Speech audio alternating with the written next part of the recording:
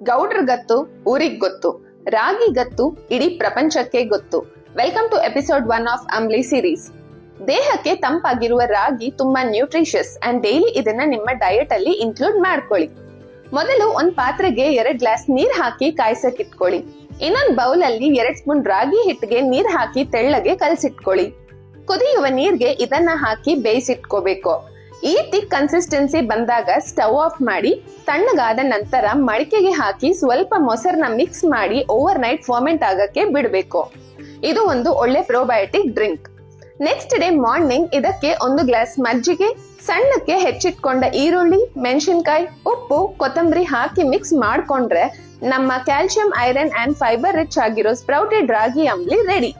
ಇದು ರಾಗಿ ಫ್ಲೋರ್ ಅಲ್ಲ, ಸ್ಪ್ರೌಟೆಡ್ ರಾಗಿ ಫ್ಲೋರ್ ಇಂದ ಮಾಡಿರುವ ಅಂಬ್ಲಿ. ಜಸ್ಟ್ ಐರನ್ ಅಂಡ್ ಕ್ಯಾಲ್ಸಿಯಂ ಅಲ್ಲ, ಎಕ್ಸ್ಟ್ರಾ ಐರನ್ ಅಂಡ್ ಕ್ಯಾಲ್ಸಿಯಂ ಸಿಗುತ್ತೆ. ಈ ಸ್ಪ್ರೌಟೆಡ್ ರಾಗಿ ಫ್ಲೋರ್ ನಮ್ಮಲ್ಲಿ ಸಿಗುತ್ತೆ. ಈ ಕೆಳಗಿರುವ ವಾಟ್ಸ್ಆಪ್ ನಂಬರ್ ಅಥವಾ ವೆಬ್ಸೈಟ್ ಅಲ್ಲಿ ಆರ್ಡರ್ ಮಾಡಬಹುದು.